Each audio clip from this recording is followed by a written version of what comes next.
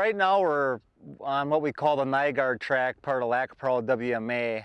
365 acres of native prairie, and when we go out to mow fire breaks, we're mowing more rocks and grass trying to put them in.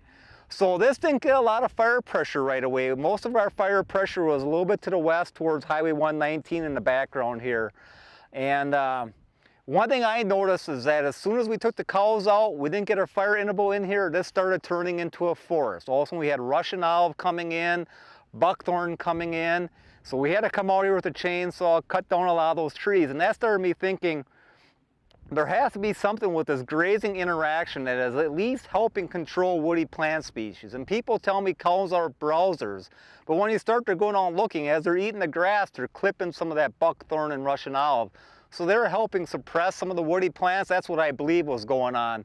Then I noticed, again, behind me here to the west, where we're doing our burn once every 4 years, and we started turning that to a shrub community. All of a sudden, red osier dogwood was popping in, and when the cows were out here, we just were not seeing that plant. Again, so that's where I started thinking about this fire grazing interaction. It's all mesic prairie and it's open prairie landscape.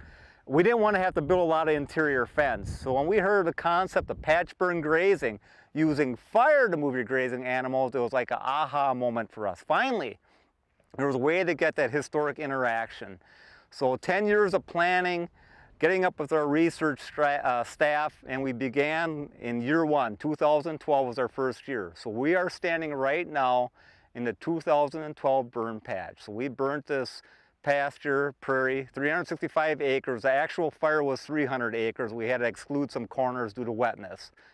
I think there's a lot of objectives for it, but a lot of it is just to get to more heterogeneous landscape, more structural diversity. And we are standing in Unit 5, which is our area we elected to start our burning in and grazing first.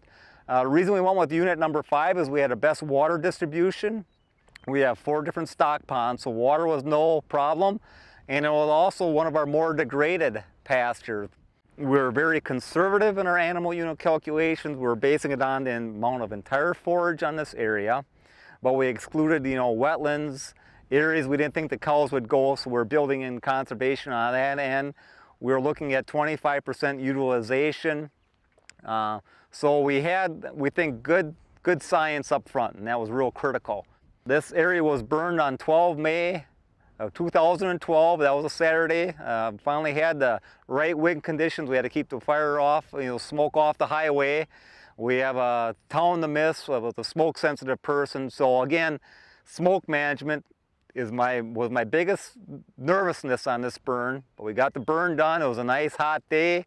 Had total duff removal. Good top kill on our shrub community. Things look good. Cows came in on 4 June.